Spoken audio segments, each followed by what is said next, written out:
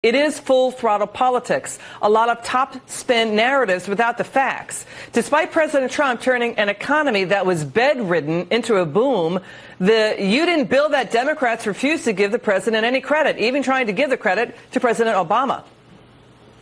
The economy is doing well. And I'm sure I don't have to give Trump any credit. I'm sure he will take all the credit that he wants. What we are looking at is a 10-year rebound from the Wall Street crash of 2008. There was a $2 trillion tax cut last year. Did you feel it? Did you get anything from it? Of course not. We have had policies in place, starting with President Obama, that have aided that recovery. I love that Trump is taking credit for a recovery that started under Obama. In addition, Al Hunt in the Hill says, quote, GOP optimism for 2020 was premature. Let's bring in money manager George C. of Annandale Capital. George, you're taking all this. Hi, Liz. Well, every president that's out of office tries to take credit for the economy that continues to surge on after they leave office. But the reality is it was the most anemic recovery in American history, and it was fading fast as he left office. And clearly the pro-business, regulatory reform, tax cut Trump administration has recharged growth, and the statistics prove that up. It's pretty clear for anybody objective, but of course the political hacks and candidates are out there trying to give Obama credit, which he doesn't deserve. And to your point, the recession ended 5 months after President Obama took office. He was in there for 8 years. A rare thing happened in U.S. history.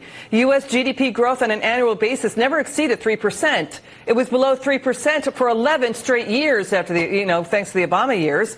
And the Democrat job creation, not so state of the art. Now manufacturing jobs at generational highs under Trump, up 4 times under Trump versus the only 109,000 that President Obama created in the last 27 months in office. The president created nearly 500,000 manufacturing jobs. And annual growth was under 2% when Obama left office. It's very similar to when George H.W. Bush left office in 1993 and President Clinton took over. We had a very shallow recession right as President Bush was running for re-election, and that and read my lips, no new taxes cost him a re-election.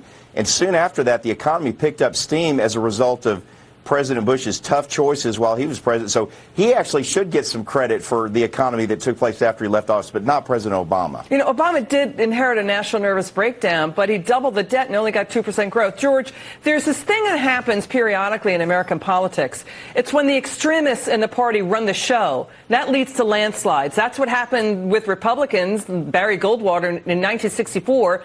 LBJ got 3/4 of the vote. He won in a landslide.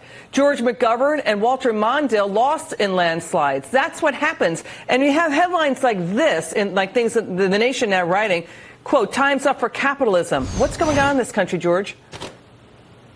People are looking at the way the country's been anemically recovering during the Obama years and are questioning the way we do things. And they're questioning it precisely the wrong time, because President Trump has gone back to a full-throated capitalism and getting the government out of the way of private sector businesses, which are the lifeblood and strength of the American people and the American economy. And growth is turbocharging now. So we're off to the races. So they're questioning the way we do things at precisely the wrong time. And it's amusing to watch. To your point, the battleground states, we're just reporting news and information tonight. The battleground states that the Democrats need to win in 2020, record low unemployment in Ohio, Michigan, Pennsylvania, Wisconsin. We're talking 4% or lower.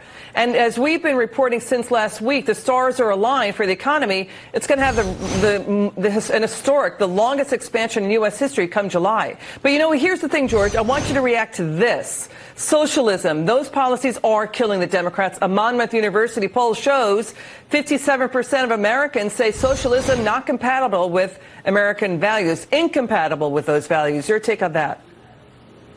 Well, those who forget history are doomed to repeat it, and the Gen Z and millennial generations in this country have forgotten just how horrible socialism affected Soviet Russia, communist China, Venezuela, Cuba. The list goes on and on and on. And we've got to get away from this myopic looking at the current state of situation and not looking at history and how awful those kind of policies can be for all Americans. And you're citing the unemployment rate in the battleground states. The one thing that's so brilliantly inspiring about all this is that for years we've decried how the poor, the disadvantaged, minority Americans have been left behind by the capitalistic economy, whereas in the current times, African Americans, Hispanic Americans, Asian Americans, all record low amounts of unemployment, all record levels of employment, record high income on average for each people group. So this rising tide of the Trump economy is carrying everybody up with it, and it's something to celebrate. And the Democrats are running away from that and lying about it as fast as they can. And women and teenager unemployment trending lower, too. George See of Annandale Capital, chairman and co-founder, thank you so much for joining us. Great to see you, George. Thanks, Liz.